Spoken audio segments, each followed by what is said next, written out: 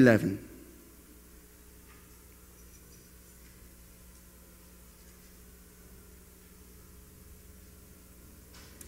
Six days before the Passover celebration began, Jesus arrived in Bethany, the home of Lazarus, the man he had raised from the dead. A dinner was prepared in Jesus' honor. Martha served and Lazarus among those who ate with him.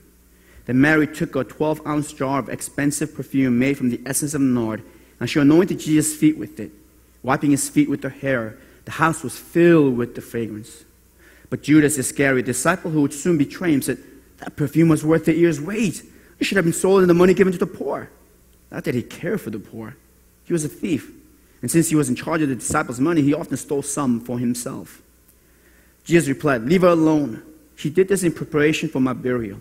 You'll always have the poor among you, but you will not always have me." When all the people heard of Jesus' arrival, they flocked to see him and also to see Lazarus, the man Jesus had raised from the dead. Then the leading priests decided to kill Lazarus too. For it was because of him that many of the people had deserted them and believed in Jesus. This is the word of our Lord. Thanks be to God. Do you feel the tension? 6 days more. 6 days more to the Passover. 6 days more to the murder of Jesus. 6 days more to the crucifixion. 6 days more to the redemption and the glorification. 6 days more. Can't you even hear the song, the Les Miserables? One day more. Da da da da da. Do you remember that? Okay. Right? It's like different parties with different expectations coming into this one single day. And this is what you have right now. The tension is building. You can feel it. Us readers know what's going to happen, so we feel it. But even right there, Jesus knows it. Jesus knows it, right? That's why he keeps saying, oh, you could only work in the daytime, but when the evening comes, it's done. And now it's 6 o'clock, and the sky is getting darker. Sun is about to set. The night is about to come. Jesus knows it. The leaders know it, because they know that if they let this Jesus keep doing what he does, they will be soon out of power. The time to act is now. They're plotting Passover when it comes. But how can we do it secretly? How can we win the crowd over? They know the time is coming. And now what we need, though, is someone to bridge the gap. Someone who knows Jesus and who knows the leaders. Someone who could deliver Jesus to the leaders secretly. Someone who could bring these two people, these two parties, into the final confrontation, the final countdown, 6 days more. And so then we get introduced to Judas. Now, of course, if you've been with us along, and if you haven't, please read the book of John. It's the whole narrative that really builds up this tension. And John tells us when they were disciples or elected that this guy, Judas, will eventually betray. But we're not told about anything about it until now. Now we get introduced to Judas. And now we get to know how in the world did Judas, whom Jesus elected as one of the 12, become a tool of the devil? And we get glimpses of it. A snapshot, it's a snapshot, but there's so much that is shown here. And as we look at it, it's kind of scary. It is kind of scary. We're going to look at it in detail, but it's going to be scary because what we realize is that Judas was not born as a devil incarnate. He did not follow Jesus, already planning in his head of how he's going to betray him. Actually, we see that Judas's betrayal, the road to betrayal was a road that was with a slight decline. And he moved towards it, slided into it, one small step at a time. So small that any one of us could go down that road. And we can feel it too. Even what Judas says, right? Judas says about this observation, this thing that happened, and he says, hey, this money could have gone to the poor. And when we hear it, we're like, Judas makes a lot of sense. Of course, because when we were there, if we were there, we would have said the same thing. And I'm sure some of the apostles were nodding and saying, yeah. And how could Jesus say that? That Judas makes a lot of sense, which scares us. Because Judas makes sense that maybe we have some part of us that is like Judas. That's kind of scary. So that's what we're going to look into. See, to see Judas as someone who's so different from us, that might be the very reason why we might end up like Judas. But maybe if we recognize the similarity, maybe we can avoid it. Okay, so with that in mind, You don't have to turn. You don't have to even go into that. I just want you to, I'm going to read some parts of what we just read. Just pay attention by listening. Again, 6 days before the Passover, that's the countdown. A dinner was prepared in Jesus' honor. Martha served, and Lazarus was among those who ate with him. So I'm going to pay attention to some details. The first thing we see is Martha is Martha, right? Martha is working. Martha is in and out of the kitchen. Martha is making sure the pita bread is warm, and the wine is chilled, and the lamb is crisply grilled. This is Martha. Martha is Martha. Chapter 11, wherever you find, Martha is Martha. Which is interesting. Liberal scholars, right, they take this Bible. Okay, this is not the main point, but it's for your own benefit, okay? Extra, right? Liberal scholars, they go to the stories of Jesus and say, this is historical core, that's not historical core. They look at the details of it, right? But even liberal scholars who don't believe scientifically that anyone can be revivified, Lazarus, they still cannot deny that this story about Lazarus, Mary, and Martha has some historical core to it, because each character is so consistent that these people must be real. And so here's Martha cooking in and out of the kitchen. And then we're told Lazarus is there. Why we're told Lazarus is there? Because, think about it. If someone comes back from the dead, what's the first thing you would do? You'd be scared, right? It's like you've never seen it. You'd be scared. And so we see here basically just, hey, this really happened. Lazarus came back from the dead, and he's not like a Frankenstein's monster. He is a human being restored to human life. And there he is, sitting down, chatting with Jesus and eating with Jesus as if nothing happened. It's almost like when Jesus says, hey, if you believe me, you'll never die. It's like that. There's Lazarus, the same old Lazarus, joking and eating and enjoying a good meal with a friend. That same Lazarus is there. Another important detail, though. Now, this has to our main point, though. They're throwing a party in honor of Jesus. What does it tell us about this family?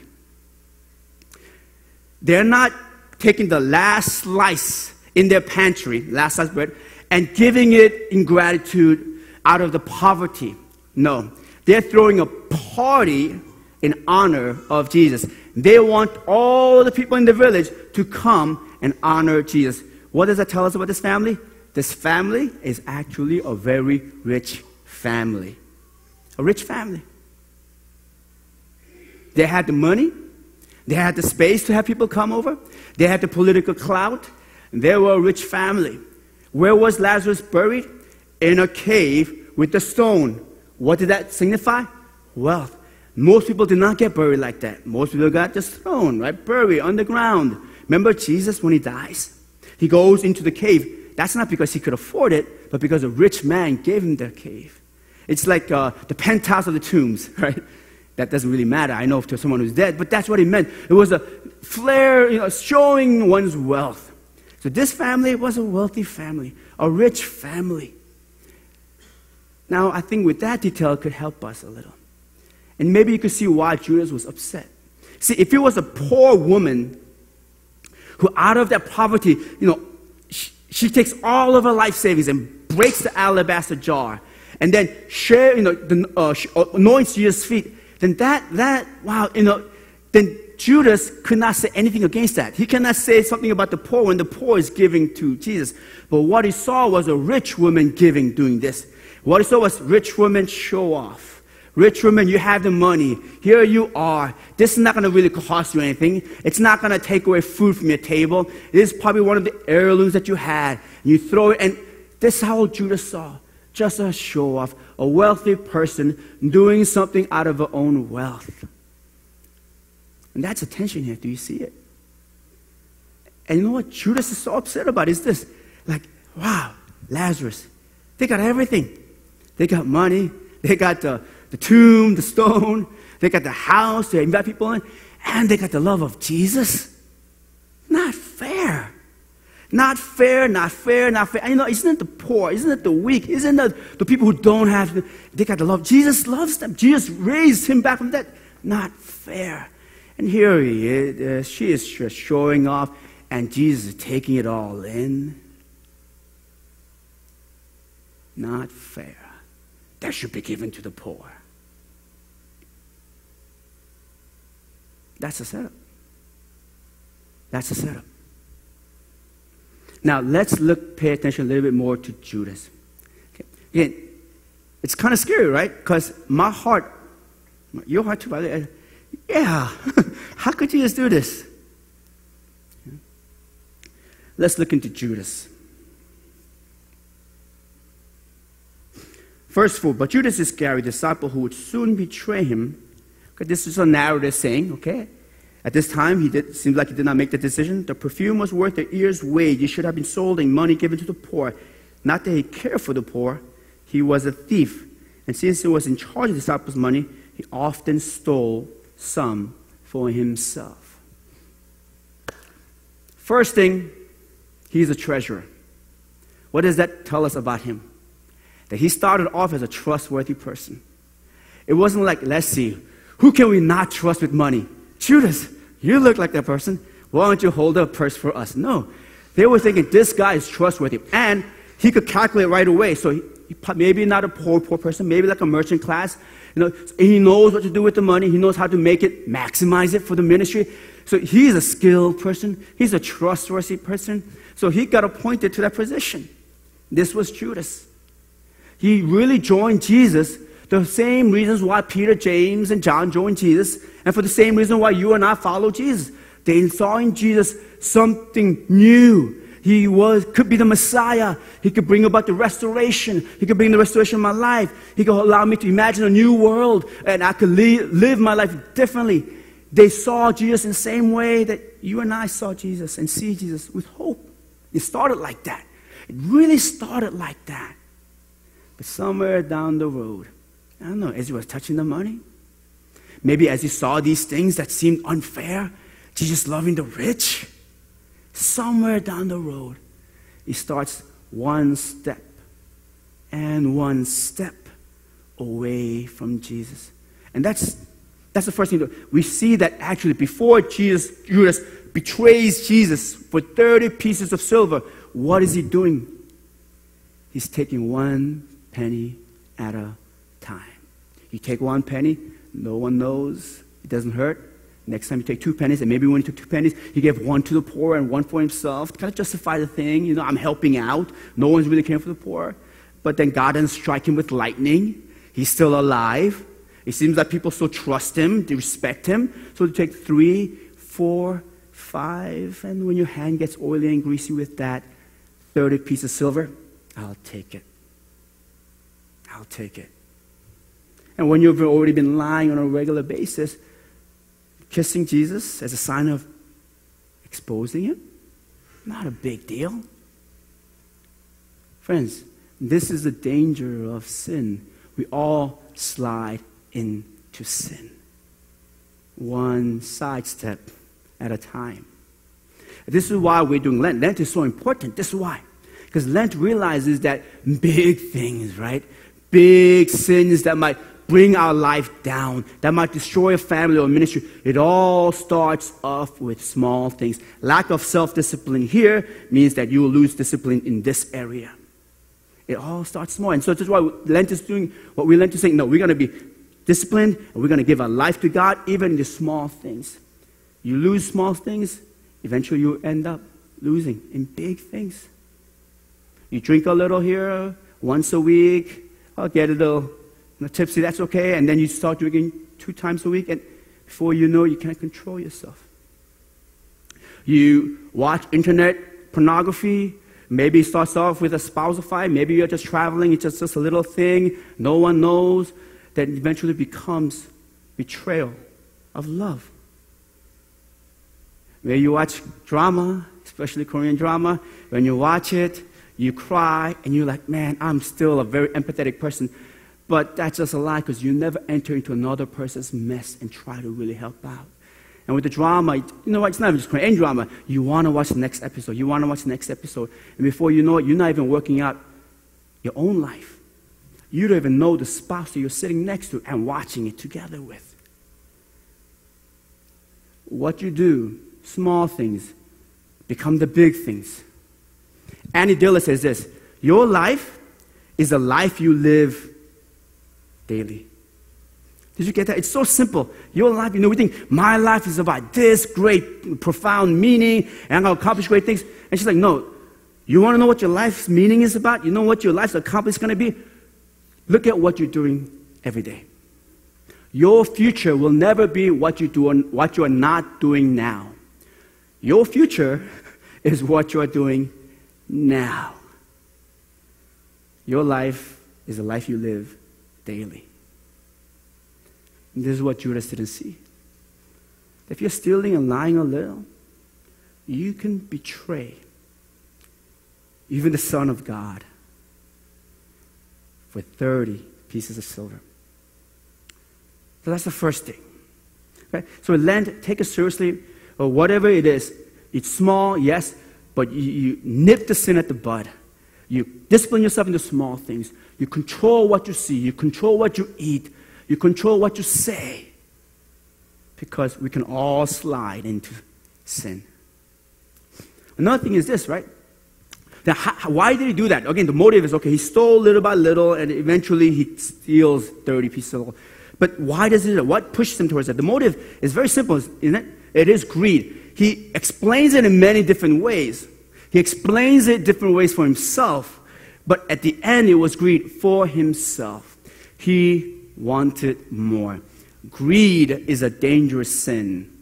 Probably one of the most dangerous sins. And that is why I think Christ, he hates these dichotomies, right? Pharisees keeps talking about the light and dark, the circumcised and uncircumcised. Jesus hates these dichotomies, but he says one dichotomy that's very clear. He says you either love God or you love money. You never can love both. For that, it's a clear boundary. Greed is a dangerous sin. It's especially dangerous because greed gets bigger the more you feed it. It's a lie, right? Look, if I get a little bit more, then I'll be satisfied. No, if you get a little bit more, you want a lot more. That's how greed works. Actually, most sin works like that, but especially greed. The more you say, okay, I'm going to meet you halfway, the greed demands more and gets hungrier. Its stomach only grows larger the more you feed it. That's what greed is. This is what Judas is suffering from. Greed.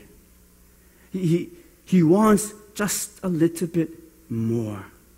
Just next paycheck. And then maybe a little bit more raise. Maybe another position. Then at that position, maybe a person, a spouse who listens better. Maybe a spouse who's more understanding. Or maybe a friend who... Greed gets hungrier and hungrier the more you feed it. Now, in response to that, then, how do you fight greed? How do you fight greed? Okay. Because honestly, I think greed is something that we all suffer from. I'll be the first to admit I am a greedy person. So how do you fight greed? Do you fight greed directly? Like if I say, don't be greedy, will you stop being greedy? If I say that to myself, it doesn't, right? You can't fight greed. You can't fight sin directly. It's kind of like that mental exercise. They say, don't think about polar bears. Try not to think about polar bears. And when you try not to think about it, what are you thinking about? Polar bears, right? Whatever negative concept there is, it's still present in your mind. That's just how the human mind works. So trying to fight greed is still thinking about greed. So the antidote to greed is actually gratitude. Gratitude. And this is where Martha comes in. Martha shows us a picture of gratitude. I mean, the sole reason why Mary comes and Mary breaks the jar is pure gratitude. She's so overwhelmed with this gratitude. She wants to express it, and so she's not even calculating like Judas, and she breaks it. Now, I imagine Martha looking at it like, Martha's like, look, girl, this whole hosting of the party, this is the reason why we're doing it, to thank him. Now you go and break that jar. I'm sure Martha might be a little bit more knowing the value of it, but Mary doesn't see it, and she just breaks it because she is grateful. And it's a powerful thing, gratitude. It's amazingly powerful for the person who gives it and the person who receives it. A recent study was done about materialism and how materialism leads to less happiness. Now, I'm going to read some parts of this just directly from this research report because actually I find it quite funny. I mean, I agree with the results, but, well, I'll read to you. I think you'll understand why I want to read to you.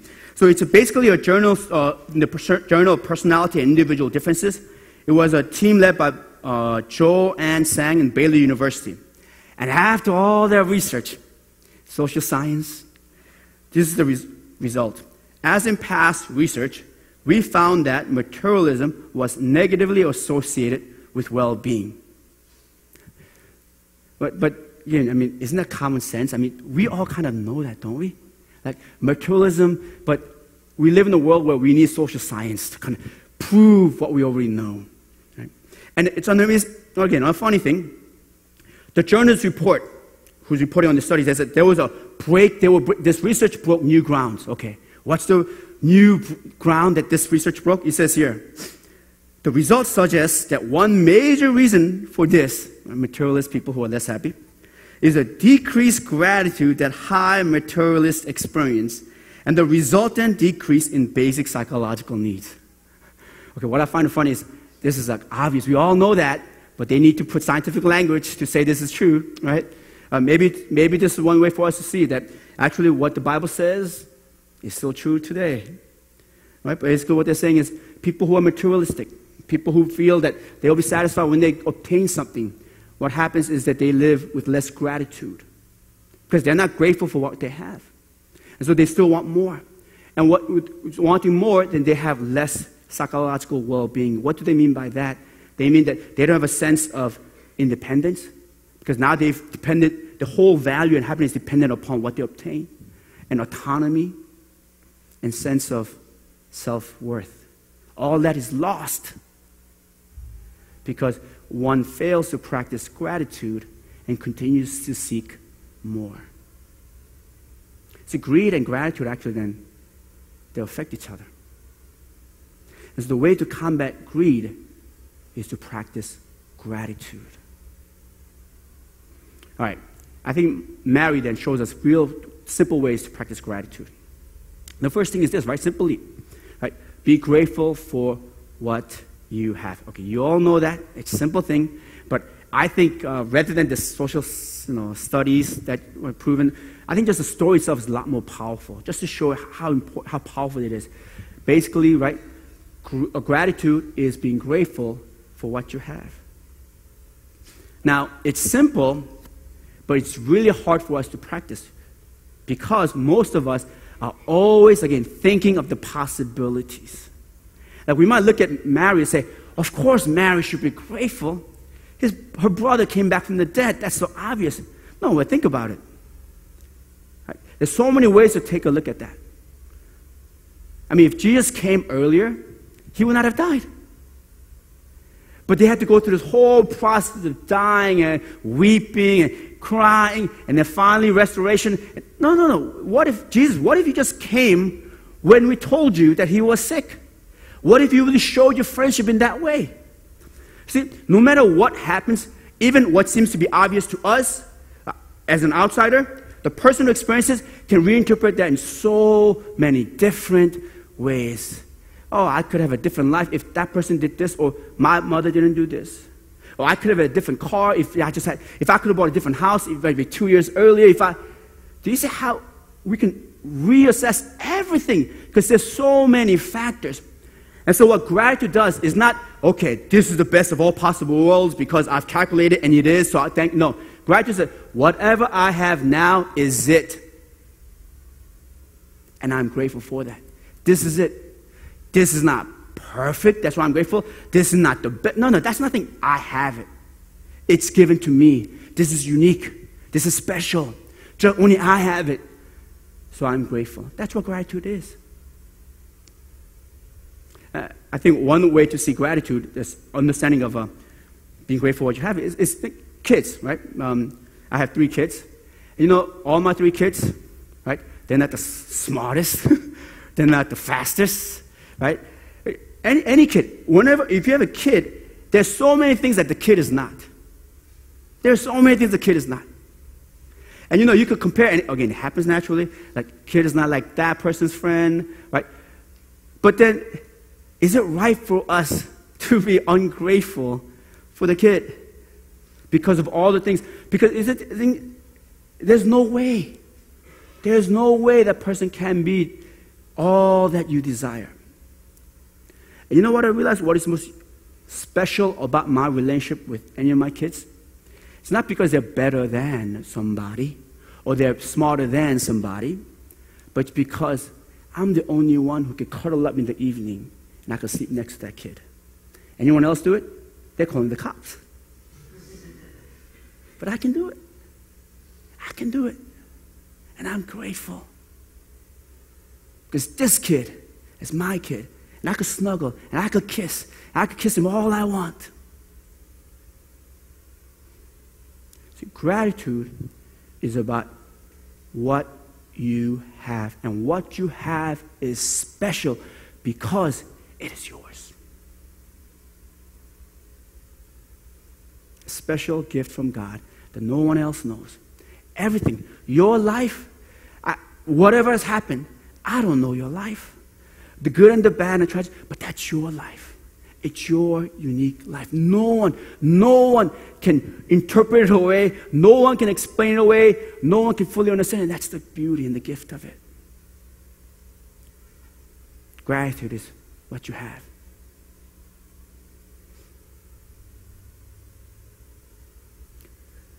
Take a deep breath with me.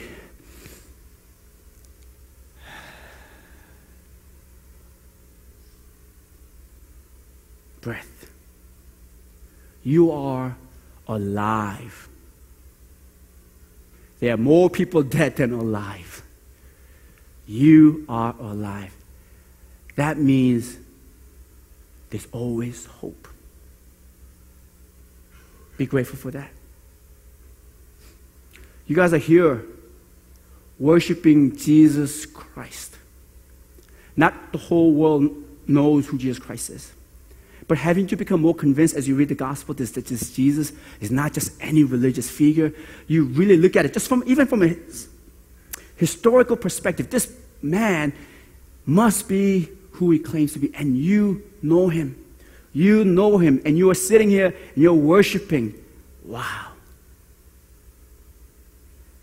You could lose everything, but you have your breath and you have Christ, then you have everything. Grateful. How do you practice gratitude? Being grateful for what we have. Another thing is this, right? We are grateful by giving. Okay? And I'll continue to teach. I always say, your attitude, the way you fix your attitude is by your action. Your physical gestures will allow your spirit to be led.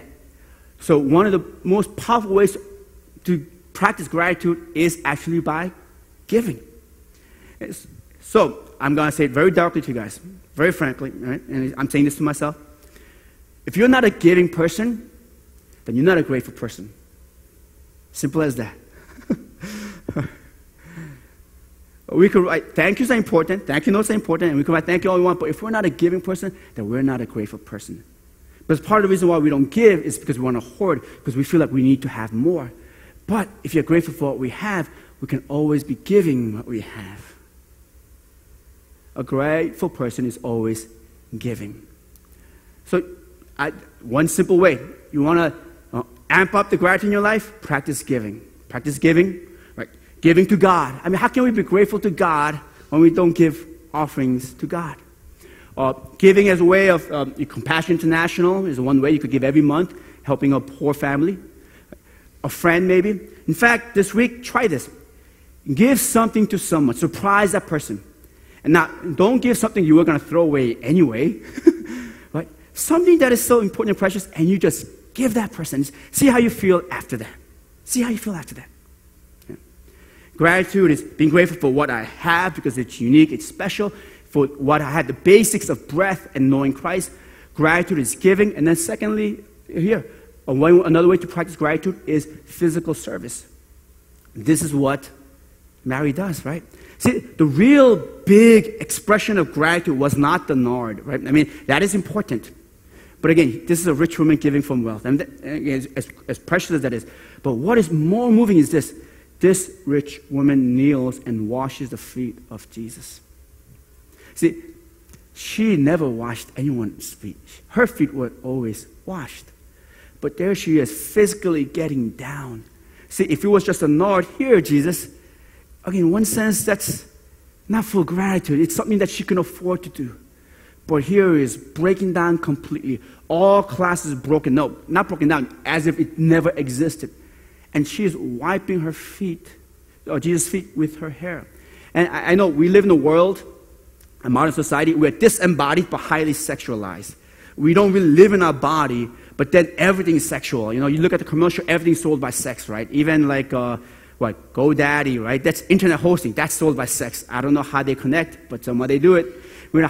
So we might think like, oh, this is very sexual. No, it's not. This is a physical service of Christ in the most humbling way. She is using her hair to dry the feet of Jesus. As a humbling act of service. Gratitude, how do we practice it? By giving. Gratitude, how do we let it grow in our lives? By serving physically. So we're doing block party. Block party is one way to serve physically. We come, we set up the tents. As people come, we greet them, we feed them, we let the kids play. It's so important. In your life groups, if you guys do anything like soup kitchen, whatever, do it. Even on your own, serve physically. Again, you're not going to grow in gratitude by mental activity alone. Physical service. So all the people, every Sunday, every you guys who come and serve, thank you guys so much. It's a way for you to practice gratitude. So this week, giving is something simple. Maybe this month, during Lent, do some physical service. And it could be your own spouse, something that surprises him or her. Right? It could be a neighbor, a physical service. And just to show how powerful this is, okay, in another gospel stories, right, the story of this woman breaking the jar of nard, Jesus says, no, this will be heard throughout the history. Everyone will hear of this. And of course, now it came true, right? It's in the gospel story. Everyone is reading it. And even today, I'm preaching on it. But I think there's a more powerful point to that. Just 6 days before. And even Jesus says, this is preparing me for my burial. That smell stayed with Jesus through all that ordeal. I believe that. And you know how powerful smell is, right? You get one little whiff and it transports you back to that past, whether you like it or not. And so there's Jesus. I mean, he's being mocked. These human beings for whom he's going to die for, they are hating him, throwing curse words at him, spitting at him, slapping him. These creatures of his own hand, rejecting him, and he's nailed, and he's hanging, and his feet, and as the nails go into his feet, maybe one of the few molecules of that nard breaks and wafts up, and is transported to the time. Just 6 days, when Mary fell on her knees, and with tears and with her hair, washed his feet, and remembers. And so he has hope of people who will be grateful when they realize the death and the resurrection and what it means and what he accomplished. Gratitude is that powerful. In fact, I think there's an even more immediate impact. Chapter 12, she is washing Jesus' feet. Chapter 13, who is washing whose feet? Jesus is washing the disciples' feet. Now, again, I picture Jesus like he just walks through life. He's not influenced by anything. No, but as you read through this, even John, which is a high level of the divinity of God, we realize John is very human, right? He learned how to be a kind person under his mom. He learned the Torah under Joseph. He learned how to be a rabbi under John. And in fact, he even imitates John. And then once he gets his own style, I mean, we see, right? He kind of leaves the Jordan area to do his own ministry. He is always influenced by the people around him. And over in chapter 11, we saw when Mary cries and Jesus cries. He is affected, influenced. And I believe that as he sat there and his feet is being washed by this rich woman who never did this thing, I think he was moved. I said, this is pretty powerful. And so when he gathers with his disciples, he takes off his robe and we'll see it next week, takes a towel and washed the feet of his disciples. This is Mary did. Gratitude is powerful. Gratitude is powerful. And we must practice gratitude because greed is inside all of us. And greed will kill us. It will sap away all of our joys in life. I will confess, as I said before, I'm a greedy person. I think this past few months, my heart was exposed. You know, I'm a pastor, right? And so I would look at other friends, and they're making more money than me. They already bought a house. But even that, I was okay. And then my brother, he had some difficult times with the ministry, and I was advising him and counseling him. And that was a good role for me to advise and counsel because I felt like a big brother. Right? And so then he started off launching a church. And at that point, our church was like ahead. But now he's going to launch earlier than me, right? Easter, and he's got a bigger salary, and he's going to buy a house. And when I heard that, my heart, I'm just being very honest, right? I know it can be recorded. This is a confession, so. I was disappointed in myself, of course, that I would be so upset about that. And it's my own brother. It's my own brother, and so I need to work through that. And talking to my wife and praying, and should we buy a house? Right? It's like we said no, we're not going to buy a house, right? And not simply because of that. Okay, we're happy where we are. Right? We love the corner lot. The kids play around. We have great neighbors. I shared with you last week. A neighbor Indian friend invited us for dinner, and we just have great neighbors, and said we're good. So we practice gratitude, even if this heart was not there, right? We practice gratitude. And then, actually, I had just one conversation with actually a member from here, and then I just told him where I was and the reason why we're not going to buy and all that stuff, and he's like, no, you should buy a house. It's like, why? Because that's the only way you can commit to this new life. Because if you're renting, you could always walk away. And I thought about that and said, you're right. I'm playing safe. So again, I talked to my wife, and we prayed. And actually, it just happened within March 2nd, this month. And some of the leaders know it.